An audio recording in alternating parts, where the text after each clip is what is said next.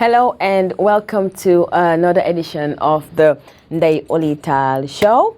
Today in the studio, we're vibing into the positive energy. We're going to be talking about all things positive in life, all things motivational, whether it's through going ups or downs. We have a professional here, somebody who's very passionate about talking about these things. And we're going to go for a short break. When we come back, and we'll reveal the guest, and I'm sure you're going to learn a lot tonight. So stay tuned, don't go anywhere.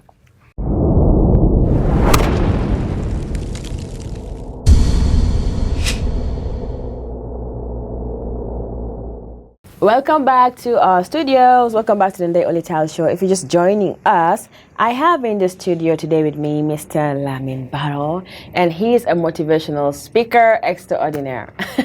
Lamin, welcome to the Ndey, Oley, Taal show. Thank you so much. It's a great honor and privilege to be on this platform. I always look forward to being on platforms like this. Because I'm so much passionate about my country, especially the young people. When you look at the statistics, they said almost 60% of the population here are young people. True. So there are so many mistakes I've made in the past. So when I see young people making the same mistake again, I felt that they should have somebody that will coach them, Absolutely. that will mentor them in order to prepare themselves for their future. That's so amazing. I'm grateful to be here. Oh, that's amazing intro. Before we get into that, we're going to just I want you to formally introduce yourself to our viewers. Who are you? Okay, I am from the rural part of the Gambia, a place called Nyamina, and a village called Kudang. It's very far from the capital city, Banjul. Okay. That's where I spend a larger chunk of my childhood period. So I did my primary school in the village there. From there is a nearby town called Brikamaba. So after completing my grade 6, I moved to Brikamaba. And then Brikamaba there too, when I complete my junior school, then I proceed to St. Augustine High School. And I can say that is where I discover so many things about me, especially what I'm doing today, this speaking career. Oh, wow. That's like the quintessential boys' high school in Gambia, St. Augustine's. All the guys that went to St. Augustine feel they're like macho. So how was that shift for you, moving from Kudang, coming to St. Augustine in Gambia? What was the difference in? Okay, there is a huge difference, especially when you grow in the provincial part. You know, especially when it comes to social amenities. There we don't have privilege to access those things. Okay. So like here, you normally use tap, but there we use this normal local well, which they call kolong in Mandinka. So those are some of the things that we are used to. So in the process, you know, I normally ask questions a lot, especially when I asked my mom, he said, you asked too many questions. When you were younger? Exactly. What would you ask? Give me a typical question. What you know, ask? When I see people who are rich, and I look at my family, we are struggling. We had to go to rice field. You know, it was not that easy, especially when I see my mom struggling. My mom is a farmer, a rice field cultivator, and she had to walk long distance to go to the rice field. And she will wake up early in the morning around 5, by then we are sleeping. So I look at all those things. So when I watch TV, I look at successful people riding good cars. I said, could this be God? Or maybe there is more to it. So those are the questions that were in my mind. And I wanted to find answers. And later on, you will understand how this book came. Okay. That's why I said success starts with you. Starts with you, absolutely, absolutely. Yes. So tell me about your family, your mom, your dad, do you have siblings? Yes. Are you married? What's going on in your life? Okay. What's your family setting like? I'm not yet married, but working on that. Okay. But with regard to my family, we are 6. Oh. You know, we have a balanced family. When I said balance, it means that 3 male and 3 female. Oh, that's so cool. That's unique, isn't it? Exactly.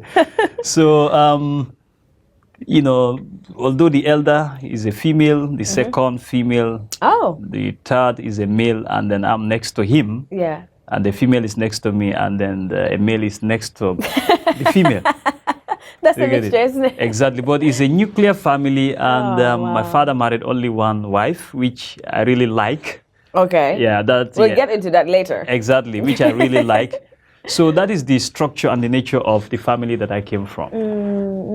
Were you a mama's boy or a daddy's boy? I find this unique thing about my parents. Although I am not the child, our child is Bubakar, he's in US now studying. Yeah. But I realized that my mom, my dad, I don't know whether they discover something about me. Ah, you're gonna make But your siblings jealous now. their love gravitate around me. Ha. So there is a way they take me You're specially. claiming something here. So there is a way they take me specially. Oh, that's sweet. Exactly. That's nice. Yeah. So, at the moment, tell me about what you are into, what you're doing. Okay. First of all, I want to focus more on the motivational speaking that I do. You know, motivational speaking is something that much people don't know about Gambia. When I was in St. Augustine High School, even before taking some courses on professional writing and speaking, I realized that I found this passion and natural talent in me that I can write. Like, then we normally have school buses. So What school buses? I'm talking like about a bus. student buses. Yeah. Exactly. So we writers, especially people who are into creative industry, we can look at things. Something will inspire you to start writing. Oh. You can see something here, I will jot it down, then later I can go and develop it. Oh. Do you get it? Writers, singers, they are all like that. You must draw your inspiration from somewhere. So when I look at the way they are using school buses, I said, I think that these people are misusing our school buses for wrong purposes. So let me write this. Oh. So I took my pen in school, I wrote. So I packaged it, I put it in an envelope. Then the Daily Observer, I took it there. I made the editor. I said, publish this for me.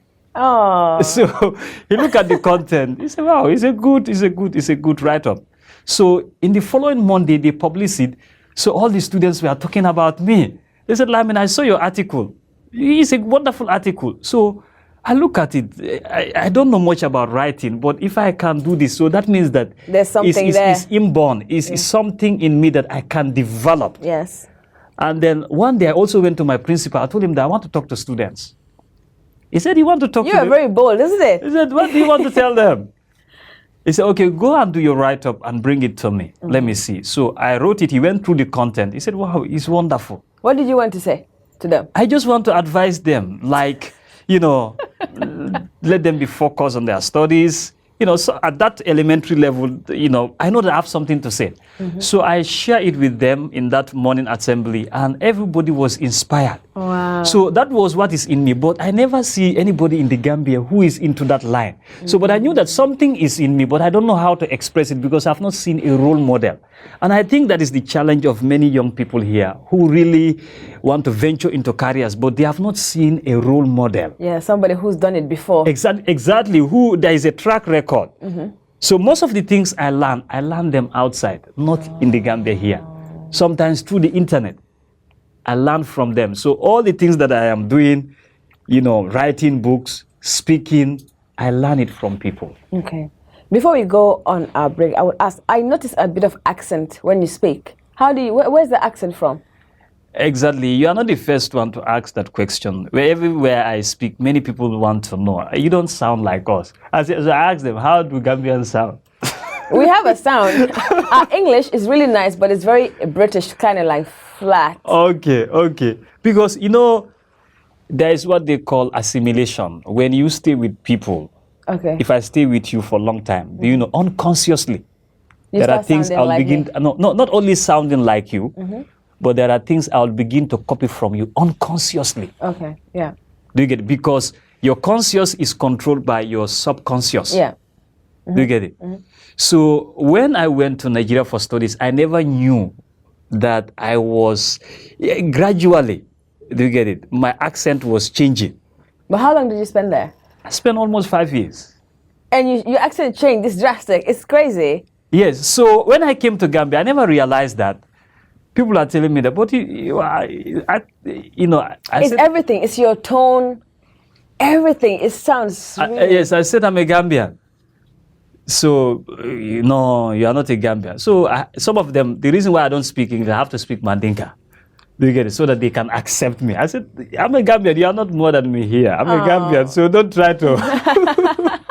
Okay. So I think that is where my accent changed. But I never knew that it was changing as a result of relationship. You know, there is an author, Charlie Jones. He said, you will be, what you are in 5 years' time, except the books you read and the people that you meet. You get. So the people that I met, I learned something from them unconsciously. I was not even conscious about it.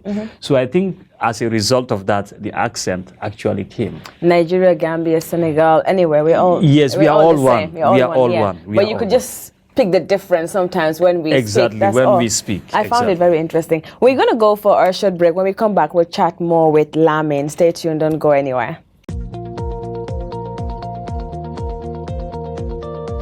To make sure your company's products and services reach your potential customers, it is essential that you choose the right channel for your marketing purposes.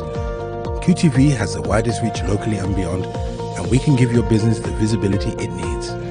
Call QTV Marketing on +220 324 4444 or email us at marketing@qtv.gm and take your business to the world.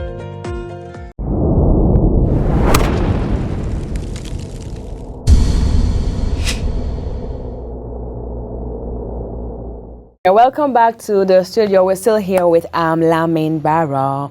Lamin, I wanted to you touched on things that I find very interesting to me because where do I start?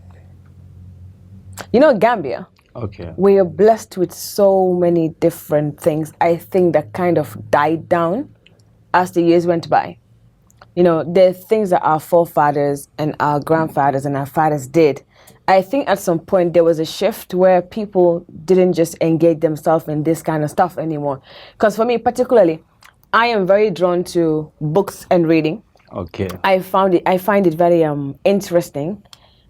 I grew up surrounded by books. You know, my father was a career diplomat, and his life was always about researching books here, encyclopedias, like going to museums, researching stuff from everywhere in the world we go to.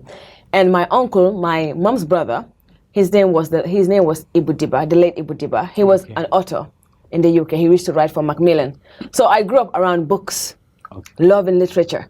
But when you mentioned that, you know, when you were starting, you didn't have a reference, like a point to look back to. Exactly. Did you research enough? Because I think there's there are lots of people that left things behind, just for the clarity of things. Exactly. Because sometimes people don't know where to go to or where to look at to find out about these things. And some young people make a lot of mistakes. Like, for example, I am an artist, I'm a fashion designer. I'm a model too. When I wanted to go study fashion designing, because I thought I couldn't find anything. Okay. My focus was I'm going to the UK, and I went to England. That's where I did my BA. Okay. But I could have gone to Senegal, for example. I could have gone to Dakar. Africa is right next to me. Senegal is my neighbor. Yes. But I looked outside so much because maybe I didn't research enough here. But there was something here for me to look at. Okay. Do you think that's a mistake people make? Okay, starting from my own story, I think if, like part of this book, the last chapter, I was talking about passing on to the next generation. Yeah. And these are some of the things that I'm talking about. If you look at Africa, like we don't have that culture. Culture in the sense that I've read almost 10 successful business entrepreneurs in America. People ranging from Sam Walton and then Fred Trump, the father of Donald Trump, the current president. Well, thank God. He's gone today. Okay. Now, what I have discovered from them, I realized that their fathers or forefathers started a business. In the process, their children join them. They teach them the values of the business, everything about that business. So when they get to the retirement age, they pass those businesses on to them. So as a result, their wealth continued, their business and investments continued. But when I look at Africa, I ask myself, and I appreciate what my father did for me, but I ask myself, what have my father left for me? Because when you look at the father of Donald Trump, I was going through Time magazine. Yeah.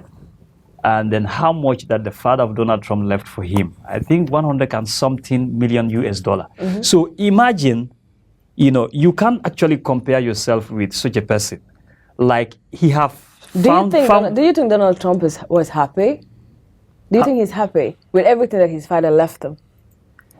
Do you think his father would have wanted a better son? Maybe a son like you? No, what I'm actually talking about is, I'm talking about like passing on the inheritance to your children and how, those things actually help them to have a good start in life. What about, What about the values? The values, of course. If you look at my book, I mentioned all those things, values like integrity. Because I don't think he has a value. Yeah. Values like integrity, values like honesty. Somebody said at the point of death, it is not what you live for your children, it is what you live in them. He's talking about the values. Yes. Do you get it? So when I'm talking about leaving something for your children, I'm looking at it in a holistical way, like in a totality, not just wealth, but values like honesty, integrity, love for others, respect for other people's opinion. So coming to your question, like it's a big problem in this part of the world that we live. So many of us, we have to figure things for ourselves. And that always impedes our really progress. Hard, yeah. Do you get it? So in my own case, I have no reference point. I have to go to the internet. So when I went to the internet, and this actually happened as a result of something happened to me. Do you get it? Because I was staying with my uncle, and my uncle was a very critical person. Do you get it? So I later discovered that in him. So whatever I do, he must find a fault. If there is no fault, he must create one. Okay. So at certain point, he will call me some names. You are these, which I might not actually want to mention them here.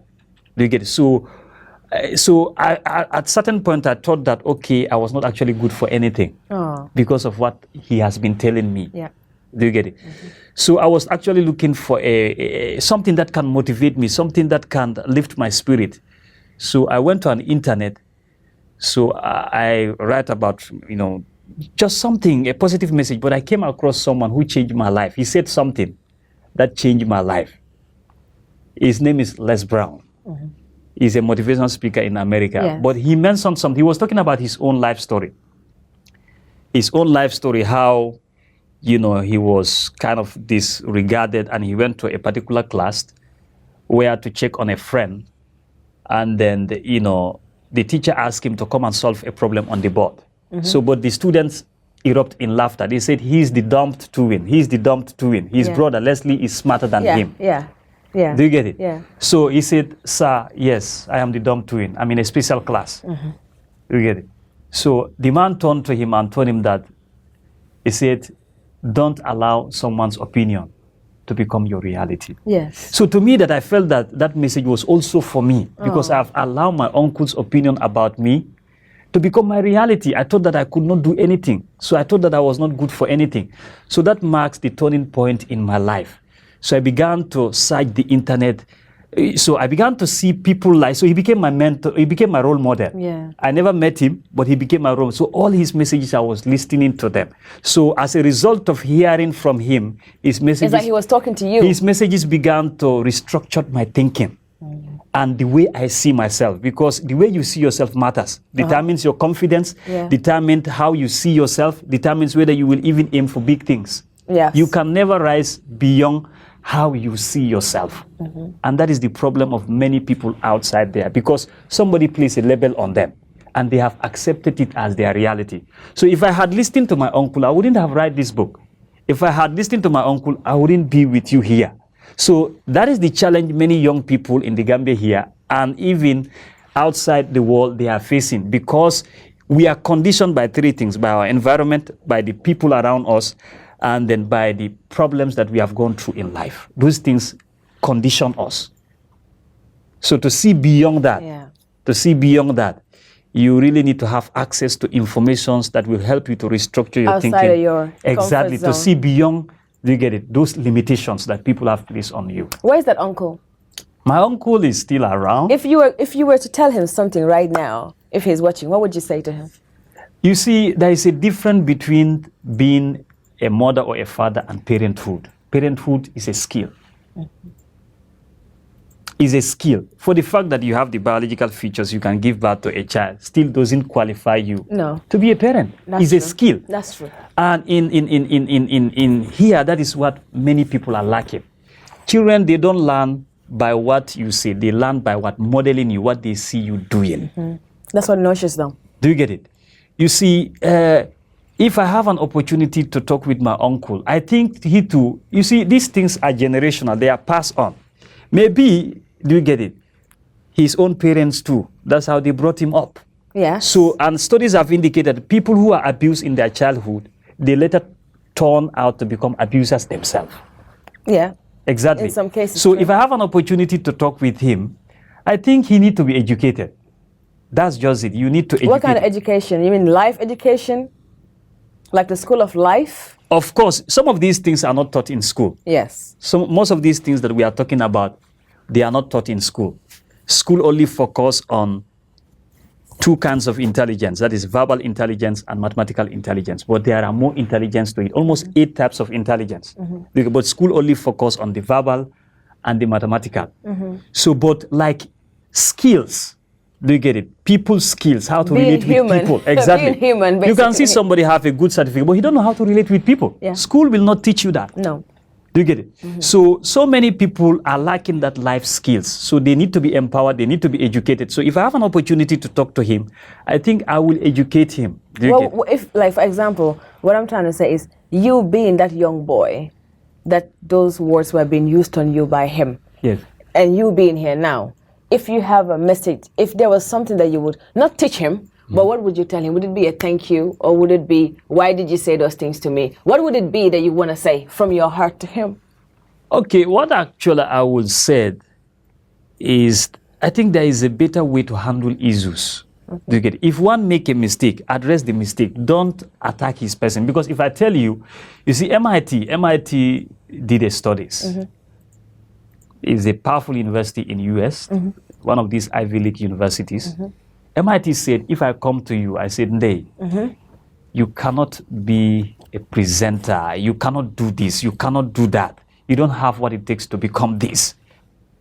Somebody have to come and tell you, don't listen to Lamin. You can do it for 17 times in order to neutralize that one statement. Yeah, that's how deep it goes. That shows how powerful words are and how negative words impact people's life. Yeah. Because when you are speaking to people, you are sowing a seed.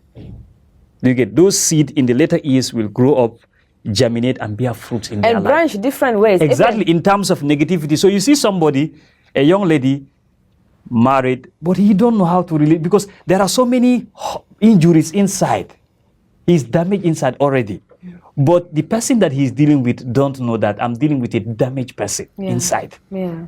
Do you get it? Even today, there are many people who have been abused, either by their uncles, either by their parents, but the perpetrators are going scot-free, and the family, when you talk to the family, they said, no, we don't, our family name, if you want to take it to the authorities, like police and others, they said, our family name, and the perpetrators are going scot-free. So are you interested in your family name or the victim, what the victim is going through? Or what they would go through Exactly, later? exactly, because these things, they carried them into the future. Oh, yeah. They will marry.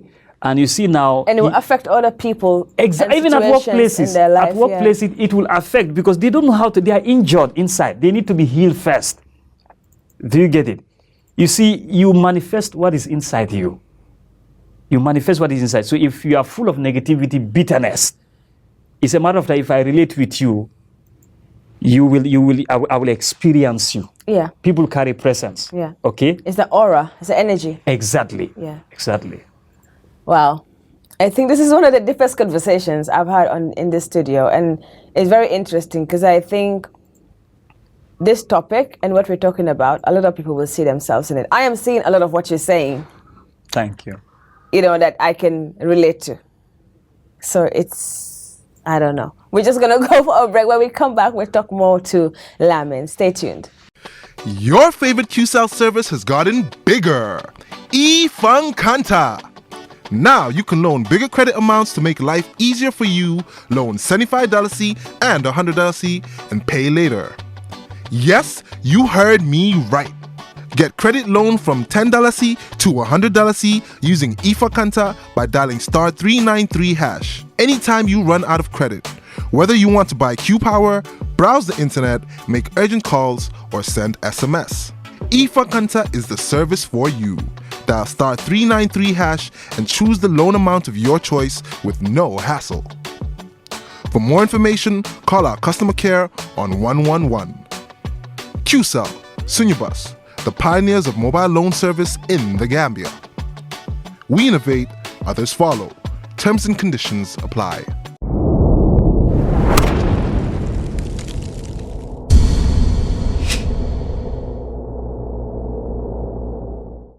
Welcome back to the studio. Lamin, we're going to go to the book for our last segment. But before we get there, I just wanted to ask a question just for my own benefit. People are raised, people come from different places, different parts of the world, different ethics, different settings. And I think sometimes parents or guidance, for example, they make this kind of mistake, especially in Africa, and I would say Gambia as well.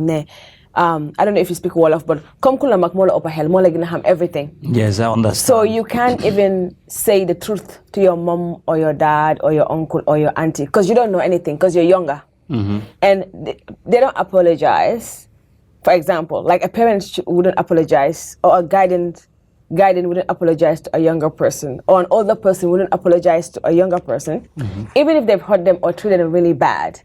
And you've been labeled, and you go on in your life feeling like my mom said this thing to me, my dad said these things to me, or my uncle, or even your family telling you, this is what your uncle said about you, or this is what your dad said about you when he was alive, or this is what your mom said, or you killed your mom, or you did this.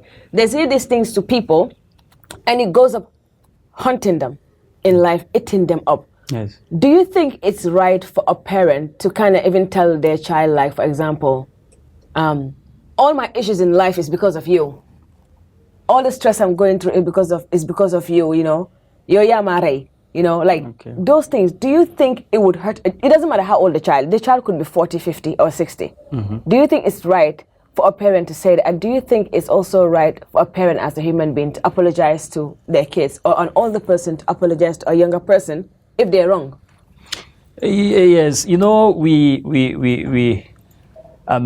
the way our society is structured in Africa here, of course, there are good elements to our culture, but some part of our culture, I think we need to revisit them.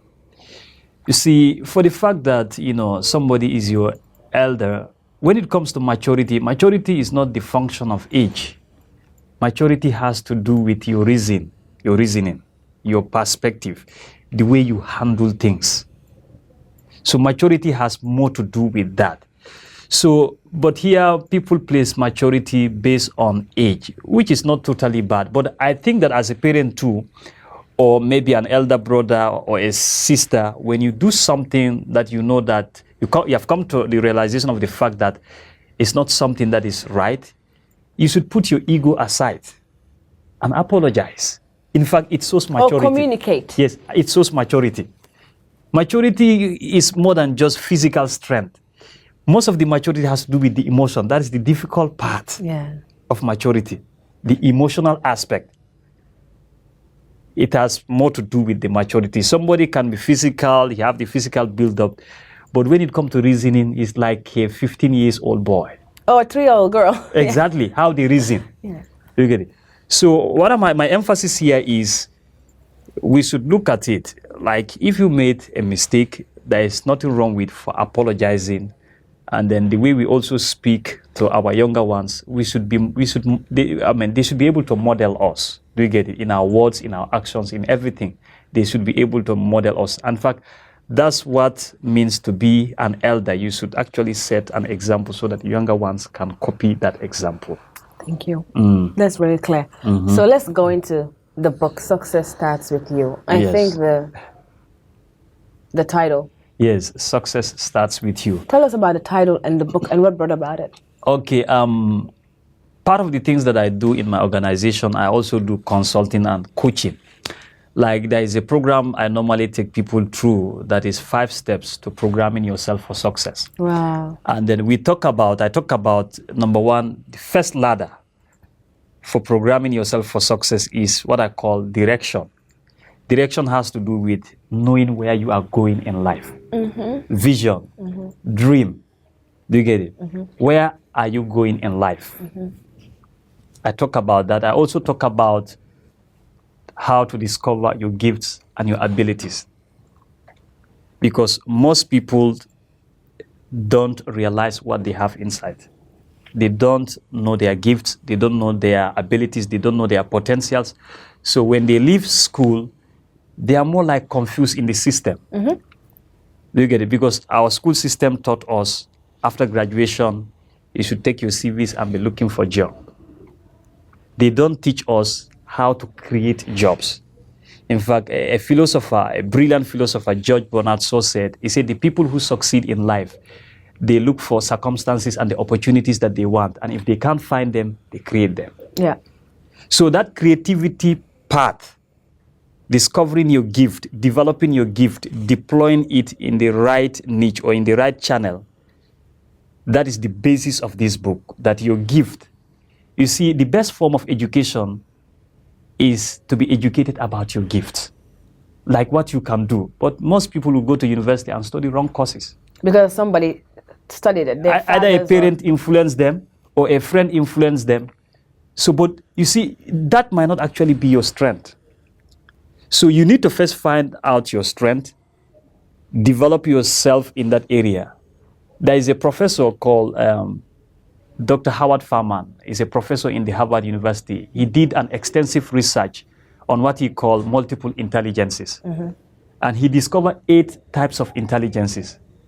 So in each of these 8 types of intelligences, you can build a career there. So any of us, have a dominant gift in one of these 8 types of intelligences. So he called it, there is what they call verbal intelligence, there is what we call mathematical intelligence, there is what they call musical intelligence, and so on and so on. So you can see some people, they are good in music. What intelligence would you say you have? What? What intelligence would you say? I have verbal intelligence. I know how to communicate, including writing. Okay. So people like Barack Obama and others, they have that kind of intelligence. With their words, they can inspire you. And when they speak, people listen. Exactly. People listening to it's an intelligence. But you can see people like Jaliba Kuyate, they have musical intelligence. People like that can be composers, they can write songs. Do you get it? They speak to your heart. Exactly. That is their line. So, but you see some families, they want everybody to become a doctor. Everybody must become a doctor. When they're not medically inclined. Everybody must become a lawyer. So you are pushing somebody in his weaknesses, not his strength. Yeah. Do you get it? So the basis of this book has to do with discovering your value. That is your gift. Your truth. Do you get it? That is your gift. You see, there are 3 kinds of people. You have wealthy people, you have rich people, and you have poor people. Now, poor people focus on money. Their pursuit is money. Money, money, money, money, money. But, rich people focus on material things. Wealthy people focus on ideas. People like Bill Gates. Do you get it? And people like Elon Musk, who just became the wealthiest man on earth right now, they focus on ideas. People like Mark Zuckerberg, Jack Ma, all of them. They focus on ideas. And so I think if Africa is going to move forward, we must shift our attention. Do you get it? We must begin to focus on ideas. People who have those ideas, we support them, Like Tony encourage them. Omelo, I follow him a lot. I see he's a man of great ideas as well. Okay. Yeah. So this book comprises of things like that, discovering your gift. So most of the time I help people to do that. So, okay, where do you do this and how can somebody access this, like the book? Oh, exactly. Okay, now I'm working on my website. Okay. Yeah, you mentioned that Yes, earlier. I'm working on my website. So, but I majorly operate on Facebook, and then sometimes I have contact with others where we do some of these sessions Meetings online. and Do you stuff. get it? Exactly. And then this year I want to go more into that.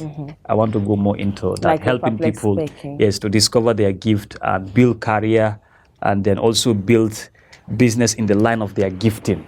So is this in bookshop stores? Yeah, this book will soon come out. It will soon be in bookshops and stores. Okay. Then I'm people sure can gonna have access. get one. I'm gonna get one. Yes, you will get one. You will get one. Before we end the program, I just wanted 2 steps. What apart from the motivational speaking, what else are you into? What else do you do?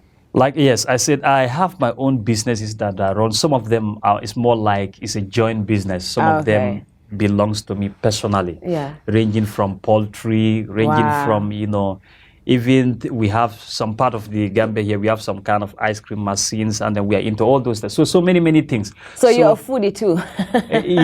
yes, because, I think that is the area that, young people should begin to focus on, shift their attention to. Government cannot provide jobs for all of us.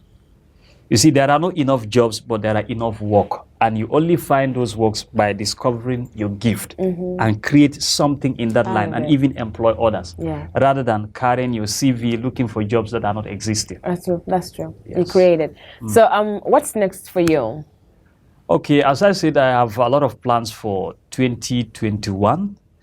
And then the 2020. Fingers crossed it goes good. Yes, 2020 yes, was 2021. We hope that everything will be good. So I'll be having live seminars, and then I'll also be having more online programs and helping people, because that's what I'm passionate about, especially the youth of this nation. The youth of this nation. I am so much passionate about to see that their lives are transformed, and if that happens, I think ultimately it will also impact our nation positively. Yeah, absolutely.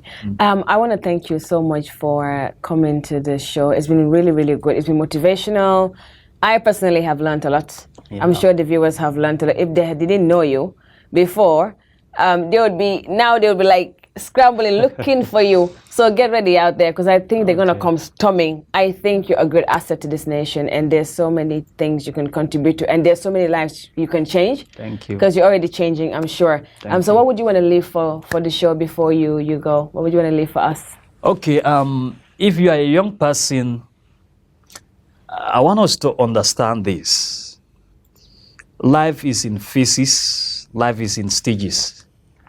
And then the responsibility to succeed lies in you, because everything that you need to succeed is already in you. It's just unfortunate that we live in a society where we are told more of the things that we can't do than the things that we can do. So, but the beginning, of the journey to transform your life, to transform your nation, to make an impact, to build influence, is for you to discover your gifts. Once you discover your gift, use your gift to impact people by solving problems. Your priority should not be money. But if you solve people's problem, ultimately, you will be rich. That is just the law. Focus on adding value to other people's life. Bring value to the marketplace. And obviously, money will not become an issue, because when you solve people's problem, of course, the reward you have is promotion, building influence, and also becoming rich. And wealthy. Yeah, wealthy. Wealthy. Thank you so much, Lamin. This has been amazing. And for you at home watching, we want to say thank you so much for watching the show. I'm sure this was very, really, really educational, inspiring. Lamin, what's your name on Facebook, Instagram? What handles are you on for people to reach out to you? Okay, majorly now I operate on Facebook, but once you search for Lamin Barrow, you will see me. You see the smiley face. Thank you so much, Lamin. I'm sure they'll be looking out for you. Thank you. Do have a good night. Thank you.